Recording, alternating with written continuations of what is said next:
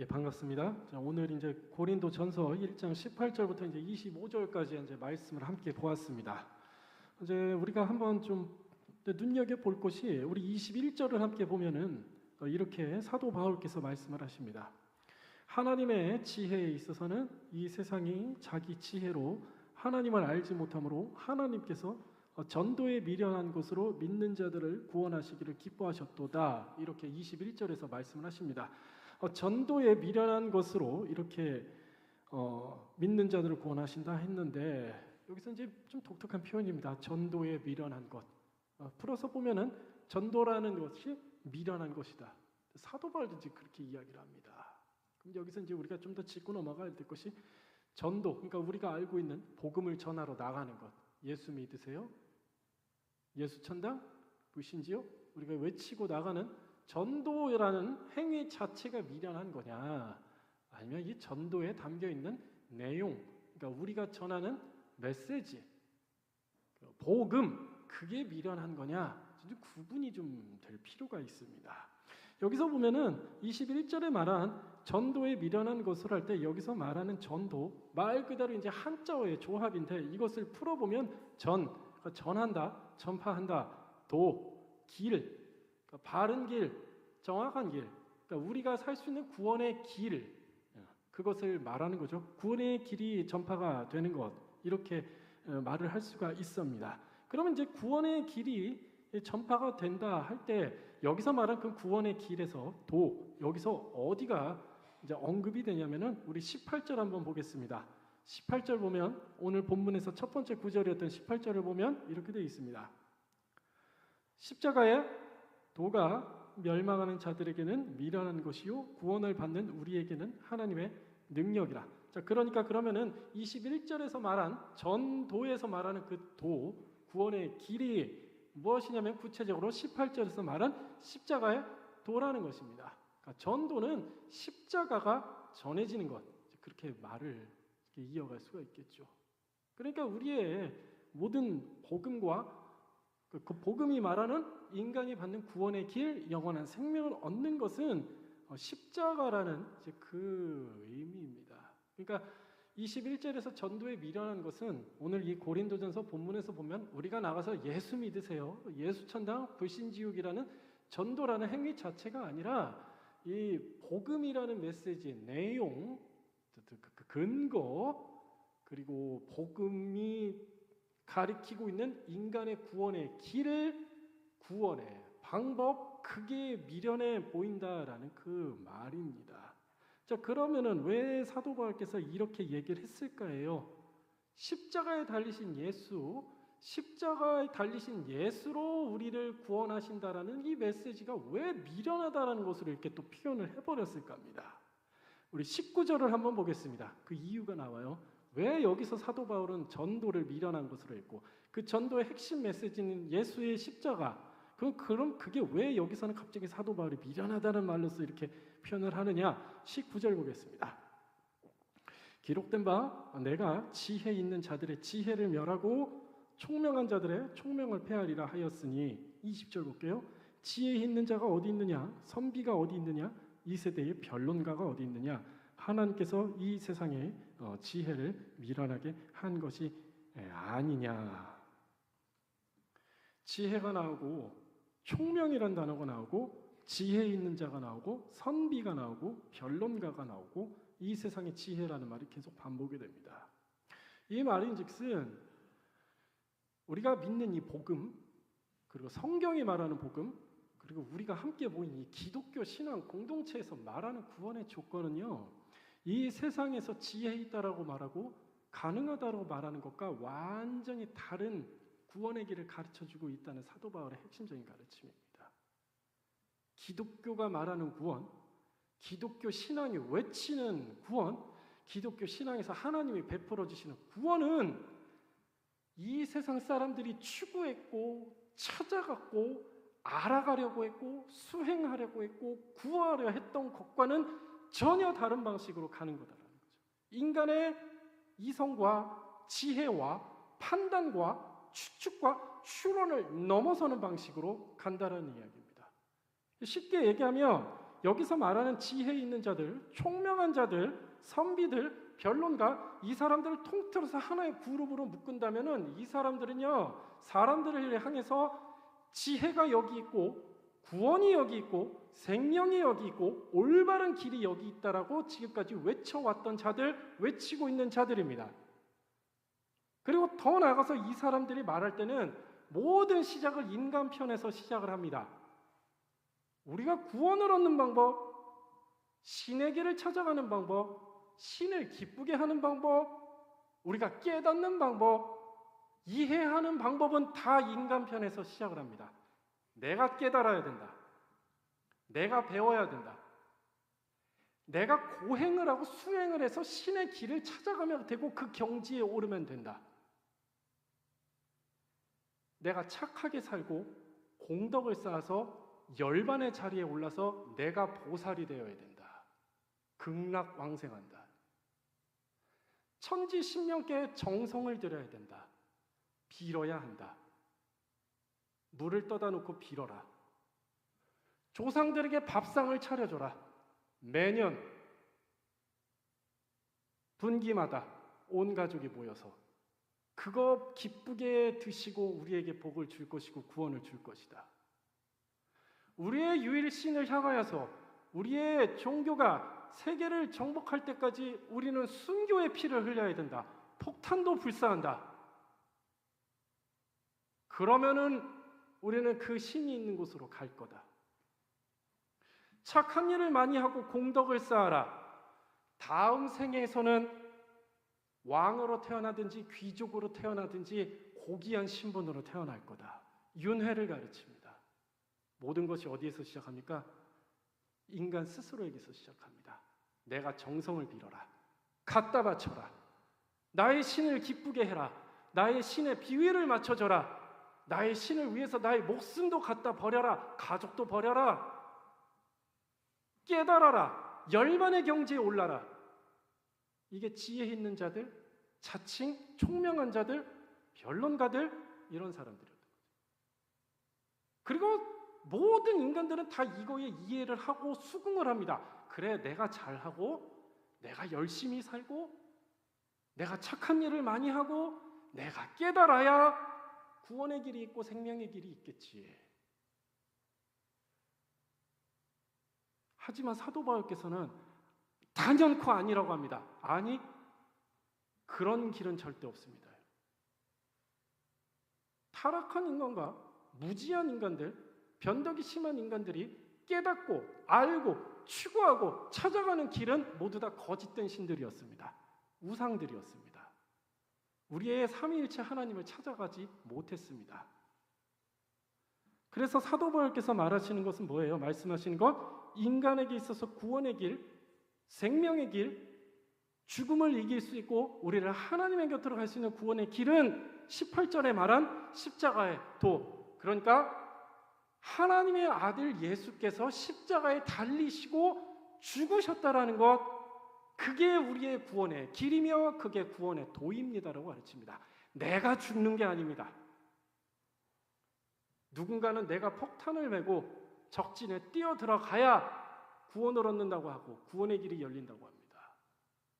누군가는 내 몸을 고행을 하고 수행을 하고 금식을 하고 극단적으로서 내 몸을 버려야 구원의 길이 있다고 하나, 사도 바울이 말씀하시는 건 뭐예요? 죽긴 죽어야 됐는데 내가 죽고 내가 고난을 당하는 것이 아니라 하나님의 아들 예수께서 죽으시고 그 죽으신 곧 십자가에서 달리신 그거에서만 우리의 구원의 도가 있고 구원이 시작된다라는 것, 그거 가르치시는 것입니다. 그러니까 우리의 구원은 내가 죽는 것도 아니고 내가 잘하는 것도 아니고 내가 선행을 베푸는 것도 아니고 공로를 쌓는 것도 아니고 오직 예수, 누구? 십자가에서 달리신 예수, 예수의 죽음만이 우리를 살릴 수 있는 유일한 길이 된다라고 합니다. 그 더 나아가는 겁니다. 그 사람들은 묻겠죠. 그럼 그 예수의 죽음이 나랑 무슨 상관입니까? 예수가 죽었는데 왜 내가? 그때 사도 바울께서 이렇게 말씀하십니다. 복음의 정수, 기독교의 복음의 정수가 여기 있습니다. 예수의 죽음이 내 죽음이 되고 예수가 다시 사신 부활이 내 부활이 되게 할 거다. 왜? 하나님께서는요, 태초로부터 창세 전부터 특정하신 하나님의 자녀들이 있는데 이 자녀들이 불행하게도 아담 이래로 타락한 그런 인간의 본성 아래 다시 묶여지게 되었습니다. 그러나 하나님께서는 그 자녀들 아담의 자손들과 똑같이 죽어가게 할 수는 없습니다.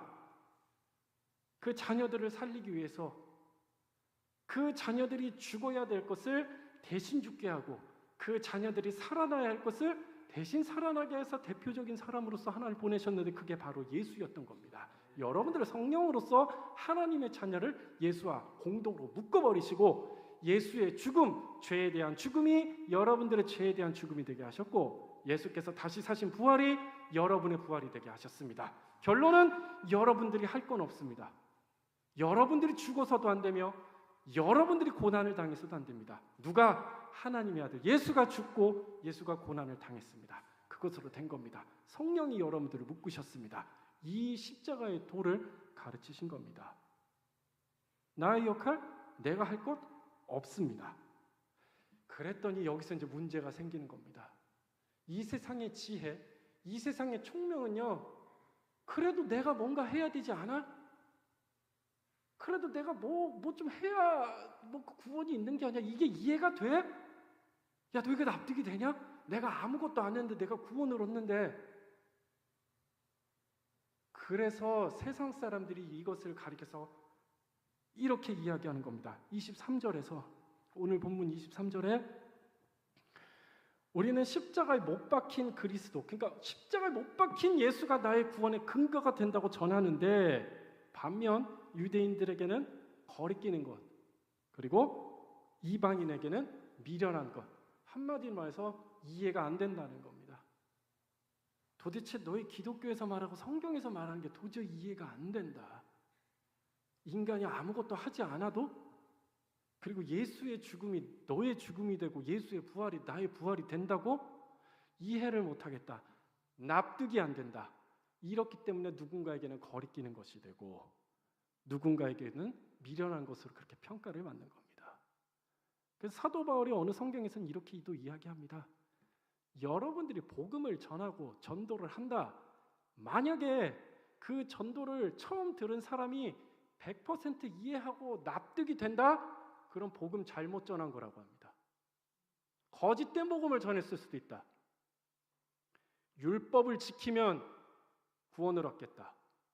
예수 플러스 행위, 율법을 지키면 그래도 구원 얻겠다. 이러면 납득이 갑니다, 사람들이. 그렇지, 내가 뭔가 한 게 있으니까.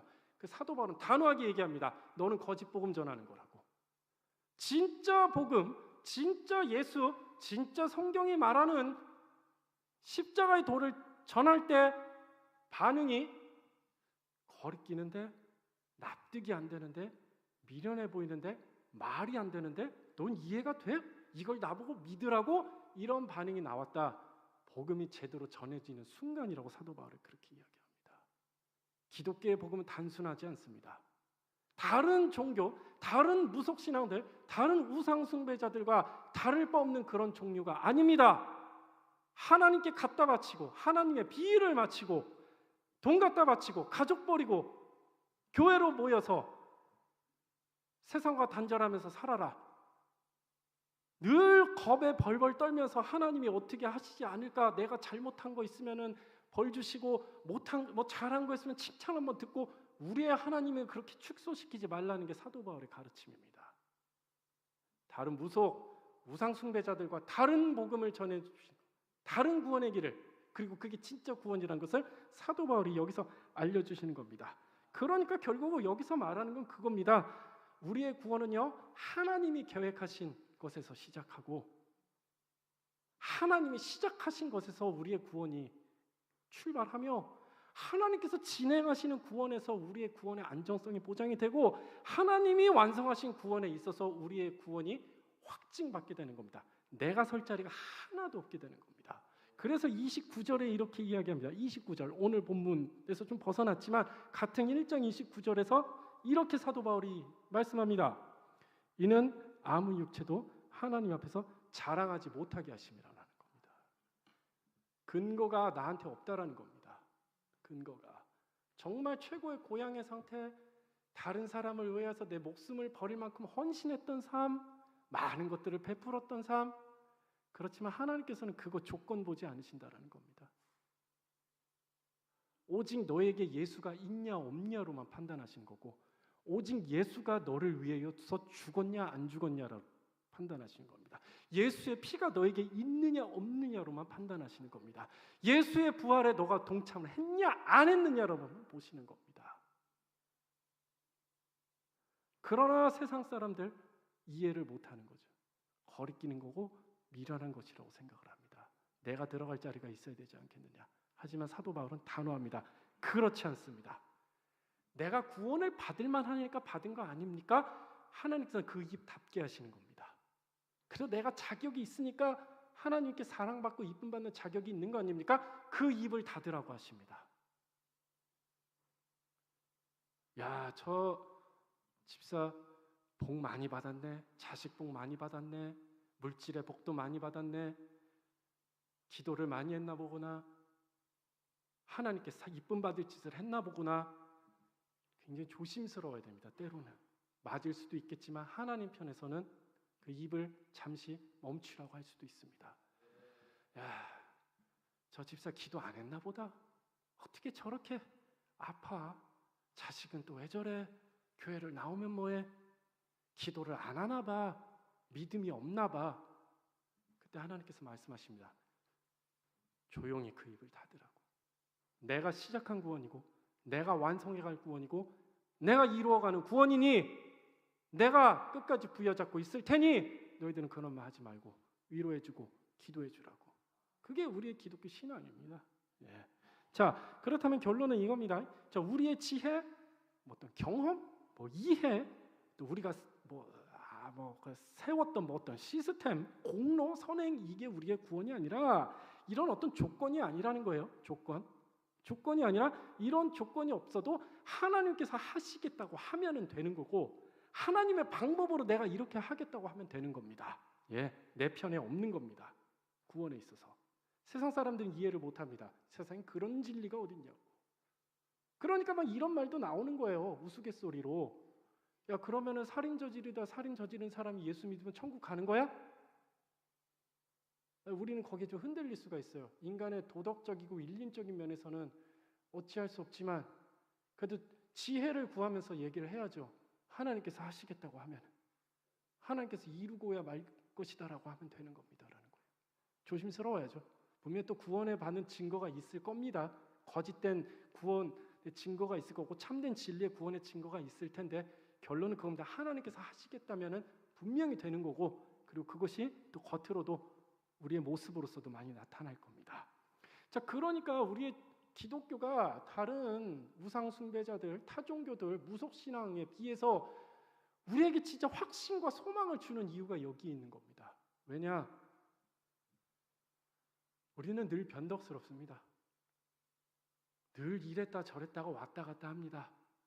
이 길인 줄 알고 좋다고 했다가도 조금만 시험에 걸려 넘어지면은 다시 꼬꾸라지고 다시 뒤로 후퇴하고 늘 변덕스러운 게 우리라니까요. 그런데 이게 만약 우리의 변덕이 조건으로 작용하면요, 우리는 구원에 대한 보장이 없습니다. 하나님 보시기에 그래 네가 그럼 그렇지. 처음에 그래 네가 뭐 좀 한다고 생각했지. 회개를 하고 앞으로 안 한다고 했지. 보이냐? 이게 너야. 안 한다며. 끊겠다며. 넌 안 돼. 이러면 우리에겐 소망이 없습니다. 다른 종교들하고 똑같아지는 겁니다. 그렇죠? 우리는 변덕스럽고 우리는 왔다 갔다 하고 넘어지거나 일어나기도 합니다. 그러나 우리의 하나님은 하시고야 말겠다는 의지를 변함없이 가지고 계신 분입니다. 내가 변덕을 부릴지언정 내가 다시 뒤로 후퇴할지언정 하나님은 분명히 말씀하셨습니다. 본인이 하시겠다고 하신 분입니다. 너가 그럴지언정 나는 너를 분명히 구원시키고야 말겠다. 끝까지 끌고 가겠다. 너 나만 믿고 따라와라. 내가 너 놓지 않을 거다. 네가 내 손 놓을지라도 나는 네 손 놓지 않는다. 네가 나를 떠나려고 밟아도 치워봐라. 그게 되나 내가 너를 붙잡고 갈 건데 왜? 너는 나의 자녀이기 때문이지. 내가 싫다고 네가 부인하면서 떠나가봐라. 그게 될지 아닐걸. 내가 너를 포기하지 않고 내가 너를 붙들고 생명으로 너를 반드시 데리고 갈 거다. 왜? 나의 아들 예수가 널 위해 죽었기 때문이니까. 내가 너를 어떻게 포기하냐? 내가 너를 어떻게 버리냐? 다른 사람들은 너를 포기한다 할지라도 나는 너를 포기하지 않는다. 다른 사람들은 너를 조롱할지언정 나는 너를 그렇게 보지 않는다. 왜? 예수가 너를 위해 죽었잖아요. 예수의 부활이 너에게 있으니까 난 너 포기 안 한다. 이게 하나님의 구원의 의지입니다. 나의 조건, 나의 변덕, 이걸로서는 우리의 구원이 보장되지 않으나 그러함에도 불구하고 이런 조건들을 넘어선 아버지 하나님의 의지, 포기하지 않으심, 열심을 내심, 그리고 일관적이고 신실하심으로 우리는 갈 수 있습니다. 넘어져도 다시 일어날 수 있고 실패해도 다시 하나님 앞에 엎드리면서 내가 잘못했습니다. 한 번만 또 봐주세요라고 빌 수 있는 거고, 수치스러웠지만 그래도 하나님은 나 그래도 받아주실 거잖아요. 이렇게 갈 수 있는 겁니다. 그러니까 우리의 기독교의 소망이 여기에 있고 구원의 근거가 십자가라고 하고 다른 사람들은 미련하다고 하고 거리끼는 것이라고 하지만 우리는 믿음으로 받는 겁니다. 왜? 하나님께서 그렇게 만들어 버리셨기 때문입니다. 나를 이해에 있어서, 의지에 있어서. 자, 그러면은 여기 구원의 내용에 있어서 미련한 것이라고 이제 사도 바울이 이야기한 겁니다. 다른 사람들은 이해 못하나 우리는 받아들이고 이해합니다. 왜요? 하나님이 우리를 그렇게 만들어 버리시기 때문입니다. 피해갈 수 없습니다. 자, 그럼 더 나아갑시다. 사도 바울은 이제 고린도 전서에서도 계속 싸우는 게 그겁니다. 복음의 내용, 그러니까 구원의 내용에 있어서도 세상 사람들에게 미련해 보이지만 전해지는 방법에 있어서도 미련해 보인다라는 것과 또 사도 바울을 계속 싸우는 겁니다. 고린도 교회에서 이런 분쟁이 있었어요. 야, 좀 다른 사람들 좀 봐라. 다른 전도자들 좀 봐라. 저렇게 말 잘하고 유식하고 얼굴도 잘생기고 키도 훤칠하고 그냥 못하는 게 없는데 사도 바울 당신은 뭡니까? 당신이 말만 하면 사람들이 다 졸아요. 무슨 말인지 못 알아듣겠대요. 이래가지고 무슨 복음이 전해지겠습니까?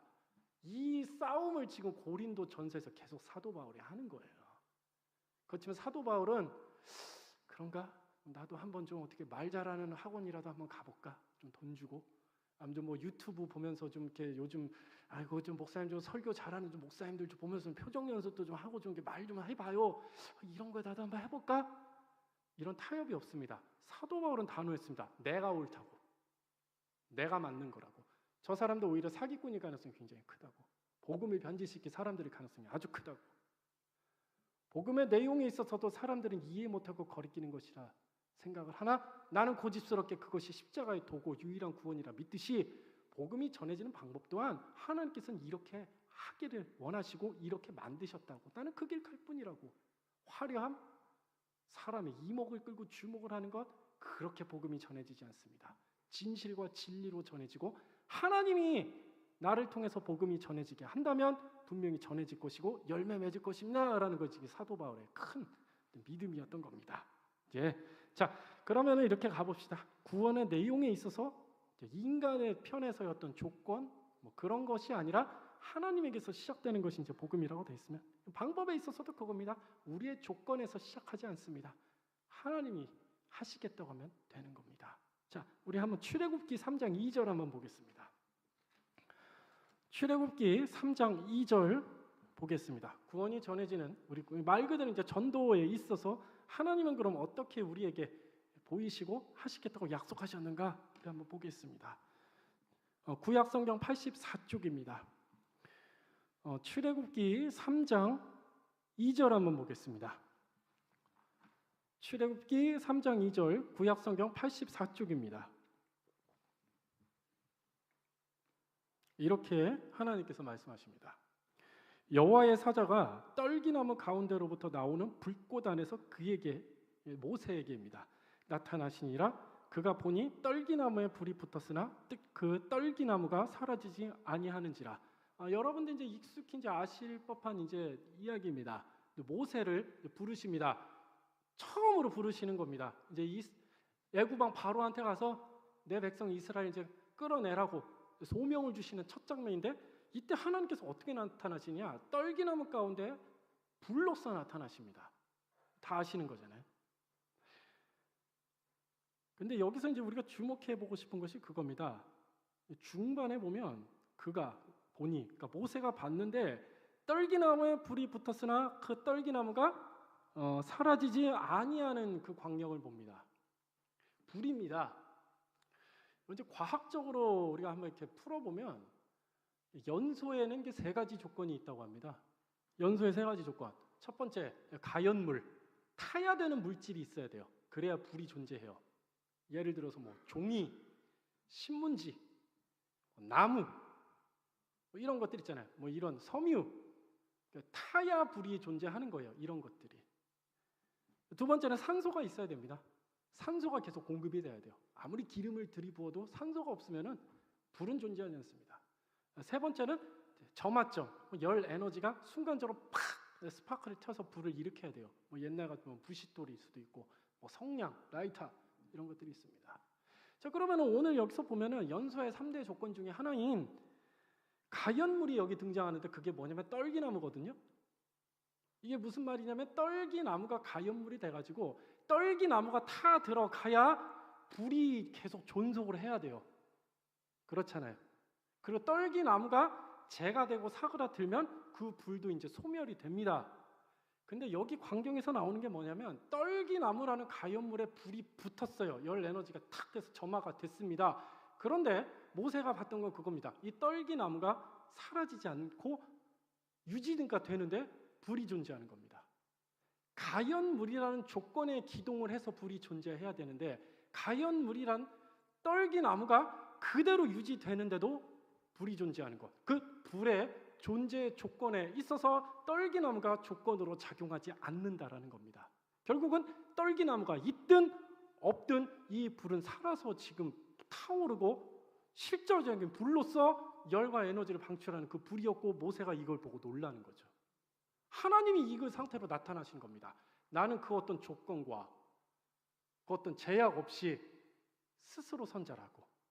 그래서 14절에서 이렇게 말씀하시는 겁니다. 모세가 이 광경을 보고 도대체 당신이 누구시냐고 벌벌 떨면서 얘기할 때 이러니까 하나님께서 이렇게 말씀하시는 겁니다. 14절에서 3장 14절에 하나님이 모세에게 이르시되 나는 스스로 있는 자니라. 또 이르시되 너는 이스라엘 자손에게 이같이 이르기를 스스로 있는 자가 나를 너희에게 보내셨다. 이 말 스스로 있는 자 말 그대로 그 어떤 떨기나무의 조건으로 존재하는 불이 아닌 떨기나무가 있든 없든 그런 조건 없이 스스로 존재하는 불처럼 나도 어떤 조건과 환경에 제약 없이 너희들과 다른 여호와 하나님 스스로 있는 자니라 이렇게 보여주시는 겁니다. 이 스스로 있는 자, 조건에 제약 없는 그걸 초월하시는 창조주 여호와 하나님을 보여주기 위해서 이 떨기나무와 이 불을 같이 보여주시는 거죠. 그래서 이제 스스로 있는 자라고 말씀하십니다. 왜 그럼 이런 스스로 있는 하나님으로 나타나셨을까? 모세가 이걸 못 믿었기 때문입니다. 그리고 누구를 못 믿었냐? 자기 자신을 못 믿었던 겁니다. 그런데 자기 자신을 못 믿는 그 근원은 뭐냐? 결국은 여호와 하나님을 못 믿었던 겁니다. 왜냐? 이제 처음에 말씀드렸듯이 가서 기쁜 소식을 전해라. 신약의 표현으로 하면 복음입니다. 복음을 전해라. 하나님이 드디어 백성 이스라엘을 애굽으로부터 해방시키실 거다. 너는 바로한테 가서 그 얘기만 전하고 이스라엘 백성에게 전해. 아무것도 하지 말고 전하기만 해. 그때 우리의 위대했던 지도자 모세는 어떻게 얘기했냐? 3장 11절 보겠습니다. 3장 11절에 모세가 이렇게 했습니다. 모세가 하나님께 아뢰되 내가 누구이기에 바로에게 가며 이스라엘 자손을 애굽에서 인도해야 되니까 내가 누구이기에 말 그대로예요. 놀리냐고. 지금 나 여기서 지금 여기 있는 거 지금 내 상태를 보고 내가 바로에게 가라고요? 그리고 바로가 그렇게 아끼는 이거 없으면 애굽이 존재 못하는 이스라엘 노예들을 끌어내는데 나보고 가서 그 얘기를 하라고요? 지금 내가 누군지 알잖아요. 지금 내 상태 몰라요? 이거 지금 따지듯이 묻는 겁니다. 4장 보겠습니다. 다음 장 4장 1절에서 이렇게 말씀. 이제 모세는 또 이렇게 이야기합니다. 4장 1절에서는 모세가 대답하여 이르되 그러나 그들이 나를 믿지 아니하며 내 말을 듣지 아니하고 이르기를 여호와께서 내게 나타나지 아니하셨다 하리이다. 이건 또 뭐예요? 안 될 것 같은데요. 저 사람들이 다 못 믿을 것 같은데. 의심입니다. 자기 자신에 대한 의심과 불신은 결국 하나님에 대한 의심과 불신입니다. 왜요? 하나님 그렇게 하라고 했는데 이거 못하겠다는 얘기거든요. 10절 보겠습니다. 이번엔 4장 10절에서는 또 이렇게 이야기합니다. 모세가 4장 10절에서는 모세가 여호와께 아뢰되 오 주여 나는 본래 말을 잘 하지 못하는 자니이다. 주께서 주의 종에게 명하신 후에도 역시 그러하니 나는 입이 뻣뻣하고 혀가 둔한 자니이다. 이제는 이제 말을 못하겠다고 합니다. 계속 조건을 답니다. 지금 내 처지 아시잖아요. 내 상황 아시잖아요. 말도 못합니다. 사람들이 나를 몰라요. 기억도 못해요. 근데 내가 뭐라고 거기 가서 그런 얘기를 해요. 이런 조건들을 하나하나씩 붙이면서 하나님의 가라고 하신 거에 의심을 갖고 불신을 합니다. 이런 모세에게 하나님이 그 떨기나무 가운데 나타나신 거거든요. 어떤 떨기나무? 타지 않는 떨기나무로 불로써 나타나신 것. 어떤 모세 앞에? 조건을 다는 모세 앞에. 그러나 하나님은 그 조건이 없이 존재하시는 하나님. 결국 모세에게 이렇게 말씀하시는 거죠. 떨기나무 가운데 타는 불로써 이 메시지 주시는 겁니다. 너는 계속 조건을 달지. 이러이러해야 된다. 저래저래 해야 된다. 이렇게 해야 된다. 아니, 난 그거 보지 않는다. 그 조건 보고 했으면 나 너 안 불렀다. 가라. 내가 가라고 하면 가는 거다. 내가 전하라고 하면 전하는 거다. 내가 끌어오라고 하면 끌어오는 거다. 내가 하라고 하면 하는 거다. 내가 같이 갈게. 내가 해줄게. 봤지? 떨기나무 타지 않는데도 존재하는 불을 봤지? 조건이 없다. 나는 갈 수 있다. 가라! 지금 이 메시지 보여주시는 겁니다. 근데 우리도 모세와 똑같습니다. 조건을 답니다. 복음을 전하고 예수를 알리는 데 있어서 우리는 굉장히 연약해집니다. 모세와 똑같습니다. 내 말을 저 사람이 들을까요? 오히려 나 같은 사람이 예수를 전하면 하나님의 영광을 가리는 것 같은데요. 말을 못하겠는데요. 해본 적이 없는데요. 겁이 나는데요. 창피한데요. 부끄러운데요. 왜 나만 하는 것 같고 저 사람은 안 합니까? 계속 조건을 갖다 붙입니다. 그러나 그 하나님께서 우리 가운데 오실 겁니다. 타지 않는 떨기나무 붙은 불처럼 우리에게 나타나실 겁니다. 아니야. 너의 그런 조건이었으면 내가 너를 자녀로 삼고 예수를 너를 위해서 죽게 할 거고 너를 나의 자녀로 삼았겠냐? 가서 전하면 돼. 너의 조건으로서 너의 지금 처지와 상태로서 그 사람의 마음의 문을 열고 예수가 들어가게 하지 않아. 성령께서 하실 거야. 너는 가서 전하기만 해. 내 종 모세를 보내서 이야기하게 했듯이 너도 가서 전하면 돼. 너의 엄마에게 전해. 아빠에게 전해. 남편에게 전해. 아내에게 전해. 너의 아들, 딸들에게 전해. 너의 이웃들에게도 전해. 전하면 돼. 너의 조건을 보고 지금 너의 자격을 보고 복음이 전해지는 것이 아니라 너를 통해서 성령 하나님께서 운행하시고 역사하시고 그 마음의 문을 열게 할 겁니다. 그거입니다. 오랜 시간이 걸릴 수도 있습니다. 당장 우리가 그렇게 했으니까 즉각적인 효과가 나타나는 거 아닙니다. 그렇게 되면요 우리가 교만해져요. 내가 말을 잘해서 내가 인격이 훌륭해서 내가 관계를 잘 해놔서 이렇게 된 거 아닐까라는 이 자랑의 여지 주지 않기 위해서 하나님께서 또 오랜 시간을 허용하실 수도 있습니다. 그리고 또 그 과정 가운데서 오랜 시간을 전도를 하고 기다리고 애쓰고 견뎌내는 과정 중에서 또 우리를 성장시킬 수도 있어요. 인내하게 하고 참아나게 하고 그러함에도 내 가족과 내 이웃들을 사랑하게 할 수 있는 마음이 더 강해지고 그리고 때가 차면은 우리의 가족과 우리의 이웃들의 마음에 예수가 들어갈 겁니다. 성령께서 함께 하실 겁니다. 그 모든 것이 합하여서 선을 이루게 하시는 조건 없이 일하시고 운행하시고 또 그런 우리를 조건 없이 구원하셨고 또 그렇게 조건이 없고 자격이 없는 우리를 복음의 전도자로서 지금도 부르시고 계시고 보내시고 계십니다. 여러분들의 가정에서든 학업의 장에서든 일터에서든 사업의 장에서든 여러분들 기도의 대상자로 삼으실 분들이 많으실 줄 압니다.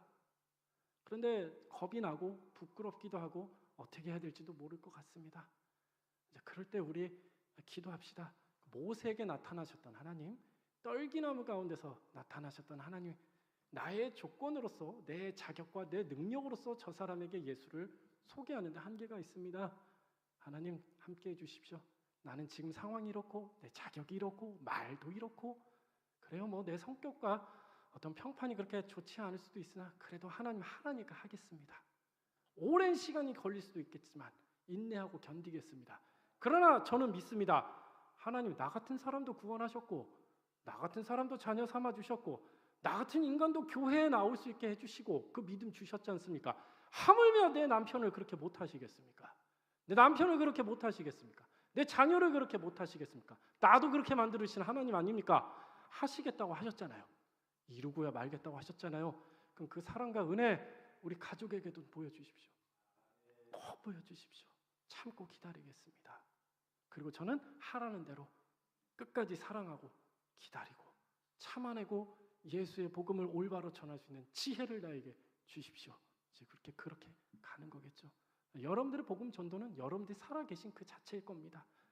먹고 마시고 말하고 관심 가져주고 하는 그 모든 것이 복음의 전도로 갈 것이고 그 가운데서 여러분들이 예수의 생명과 사랑, 십자가를 전할 때 그때 열 에너지와 가열점이 탁 붙듯이 타는 불로써 그 마음에 예수의 능력과 성령의 감동이 우리의 전도 대상자들, 기도의 대상자들의 마음에 있을 줄 압니다.